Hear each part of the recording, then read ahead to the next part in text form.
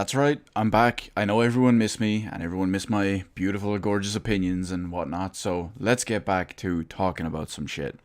What's up, everyone? It's Q from Retro Q Gaming, and this happened a couple of days ago, but because of the real life situation, I didn't get a chance to talk about it until now, and the dust has settled, so it's nice to know a bit more of the info that wasn't really there at the start, and we can factor all that in when we're talking about all this stuff. So what are we talking about? Well, if you recall, a few days ago, Hellblade Senua's Sacrifice released on console and PC.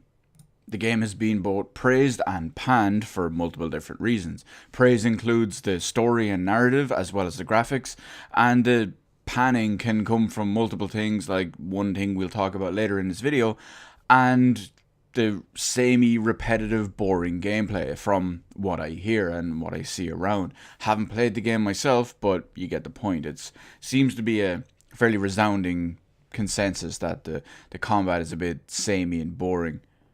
But all of that in and of itself isn't much to talk about, and there's nothing worth mentioning and nothing worth talking about when it comes to that. But what is worth talking about is that the developers of the game, Ninja Theory, in the run-up to release, specifically, explicitly said there was a permadeath mechanic in the game. Now, the big deal there is that instantly got a lot of people on board. It also instantly threw a lot of people off, but when you factor in the gameplay and the style of gameplay and the style of combat, as well as the permadeath thing, you're clearly trying to differentiate yourself and trying to cash in on, well, if you ask me, honestly, you're trying to cash in on another market, which is you're trying to tap in to that Dark Souls market, and you're trying to get some of those players because they like hard games. This leads you on to believe that Hellblade could be a hard game because permadeath, and if you die too many times, that your save file would delete itself and you'd have to start over. Now, here's where everything gets dicey.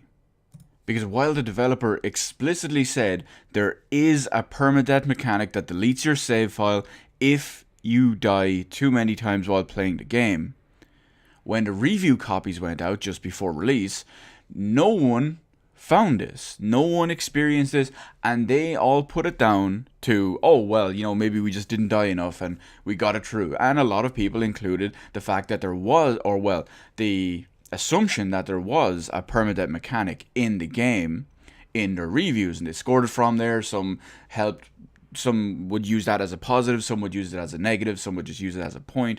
But eventually it got to the situation where PC Gamer said, you know what, let's give this a try, let's see what the actual deal is. So they sat there and they died and they died and they died over and over and over again, over and over and over again, over and over and over again. See if you get that reference. Anyway, on their 50th death in a row, they found out there is no permadeath mechanic. Because 50 times is more than you should be dying a lot. Especially in a game that's touting itself as having a permadeath mechanic if you die too many times. Not only would a permadeath mechanic only originally, well, it should originally just go as one death, but 50, even for a multiple thing, 50 is a lot. 50 is way too much. So, PC Gamer found out that there is no permadeath mechanic. And they put it out there to the world about all that. And then Ninja Theory came out and said, oh, there is no permadeath mechanic. It's we can't explain it because it would be a story spoiler. And then just like that, every mainstream media outlet, every blogger, every YouTuber, every reviewer was left with egg on their face, except for PC Gamer. But all of the others were just made, no, I was going to say made laughing stocks of, but you know what? All of them were exposed. That's the best word I can use for it. They were exposed. Now, if you know me here on the channel, you know I shit on just review outlets and mainstream media, and I don't specifically shit on other YouTubers. I just don't believe that people should hold their high regards or whatever, because I just don't believe anyone. I have huge trust issues, and I'm a massive conspiracy theorist for some of the logical stuff. I'm not going to worry about turning the frogs gay, but I'm worrying about some of the other stuff and the integrity of all these things, because the games journalism industry is a joke. It's absolutely laughable. But the point is that if you're watching this video, you're probably a fan of my content already, and you know that I don't expect you to listen to me. I don't expect you. That's why I don't do reviews. Because I don't want to say, yeah, this is amazing, and if you don't play this, you're missing out, which is true in some cases. But I also don't want you to listen to me, and then you hear me say something like Destiny 2 is going to be absolute shit because Destiny 1 is one of the worst games ever, which it is, by the way, and if you disagree with that, you're wrong, tish. But anyway, the point is that if you're watching this, you're most likely logical, and you're most likely can be fairly objective. And when I talk about stuff like that, when I talk about positives and negatives of a game, I figure that you can probably... You're probably smart enough to take what I say into consideration and make your own judgment off that. Not just go to a website and say, oh, this game has a 9 out of 10. I must play it. It must be good no matter what. Because let's face it, guys. You remember Metal Gear Solid 5? That game that was getting 10/10 in like every review, and it was getting like 12/10 in every review, and was getting 6 out of 5 in every review. And when you read these reviews, they were rife with massive criticisms, yet the game was still getting a 10 out of 10, and a 9 out of 10, and a 12 out of 10, and a 5 out of 7. So, you see my point. These people are all just instantly wrote off. And the fact that, I'm not going to harp on too long about the lack of quality or integrity of whatever of games journalism, because once again, I consider it an absolute joke, and it's literally the bottom of the barrel. I'd rather watch TMZ or read what TMZ or BuzzFeed have to say than listen to a games journalist. But the point is, all of these people, all of these journalists, outlets, whatever, social justice bloggers, aka Kotaku, all of these were just completely exposed for the frauds that they are. And that's hilarious. But at the same time, I'm not defending Ninja Theory, because what they did is legendarily panned in the games development and games publicity side of it. Because let's face it, right? There's they explicitly lied about it. Now, I'm not going to go into detail because it would spoil the story on people who are actually planning on playing the game.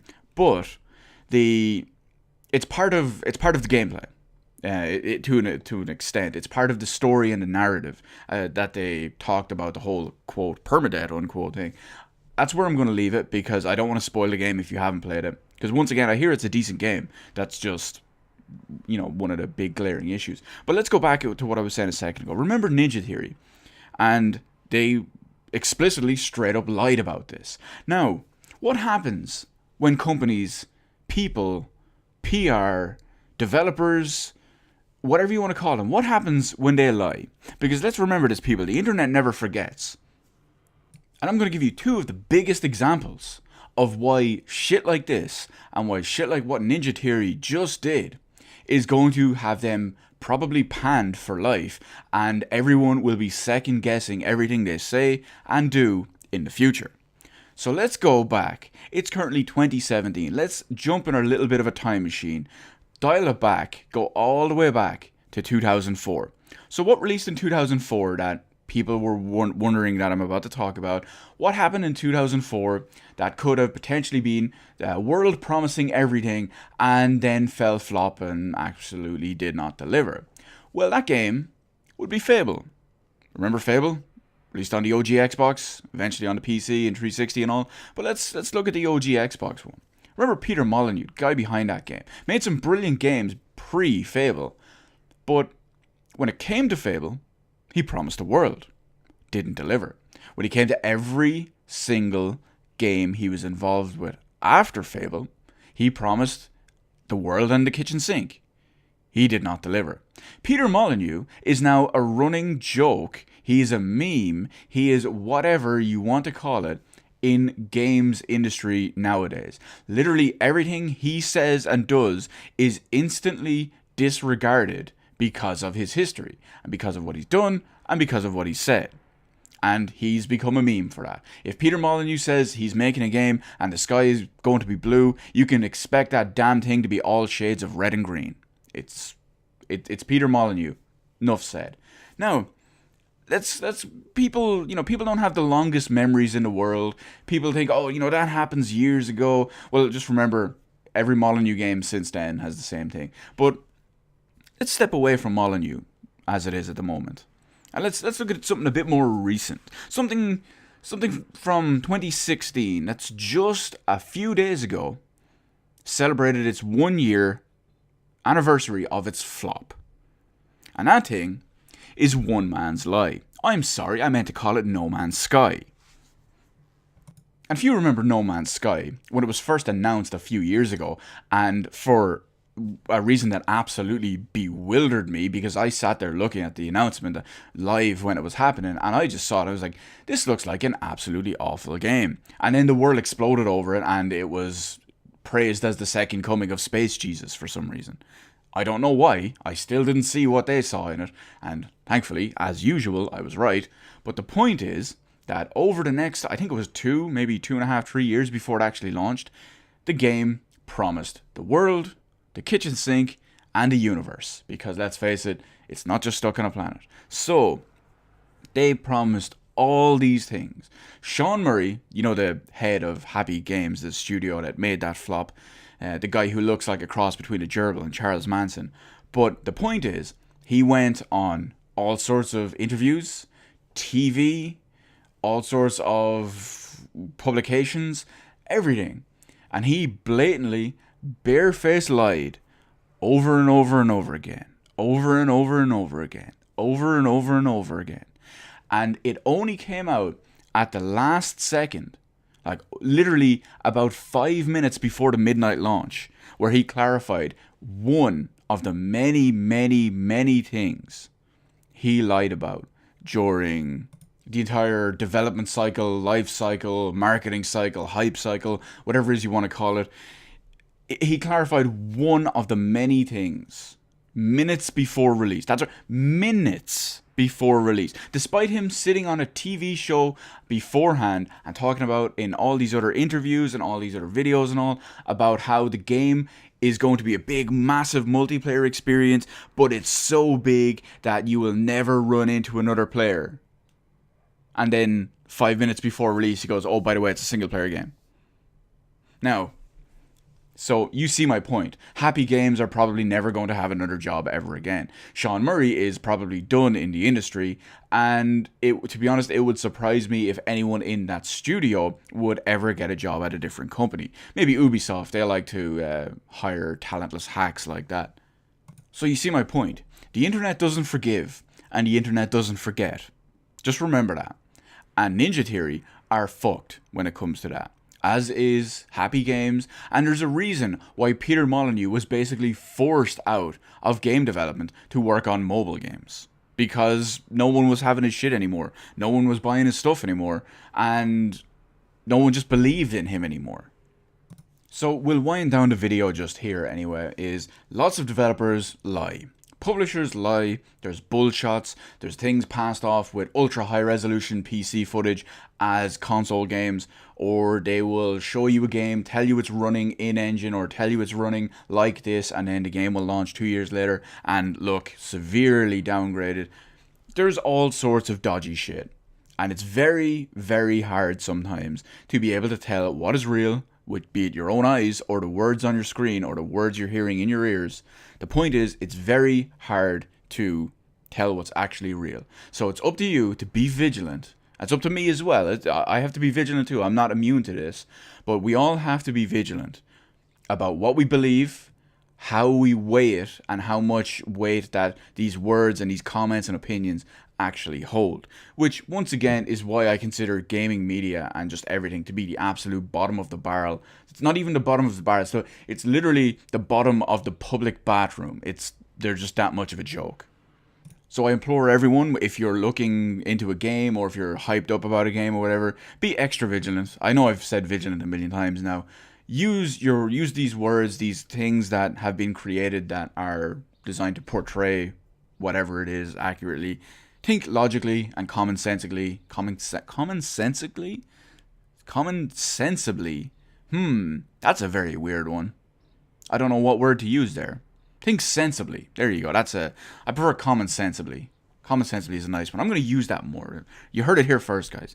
But anyway, use all these tools that we have and form an actual valid opinion based on it. Because don't forget, I'm not shitting on the game. I'm not shitting on Hellblade as it is. Because as I mentioned, apparently the story and narrative is really good. The combat might be a bit boring and samey from what I hear, but apparently it's good. And what the developers actually lied about isn't a reason to not enjoy the game, if that makes any sense.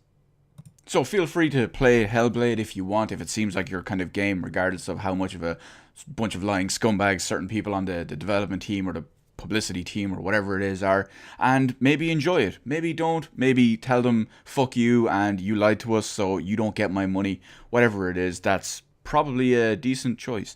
So let me know in the comment section below what you think about this whole situation, about game developers explicitly straight up lying, looking at you, not Team Ninja, Ninja Theory, looking at you, Peter Molyneux, looking at you, Happy Games. You get my point. Your history with any ones like this, and what do you do personally when you're looking into something, you're reading about something, you're hearing something? How do you weigh everything differently? Do you just look at the overall 9 out of 10 review score? Do you look at what they actually say in the review, the pros and cons? Or like me, do you just disregard basically everything and just form an opinion completely for yourself? Let me know all of that in the comment section below. Hit the like button, hit the subscribe button. Thank you for watching, and I'll see you in the rest of the videos in my channel.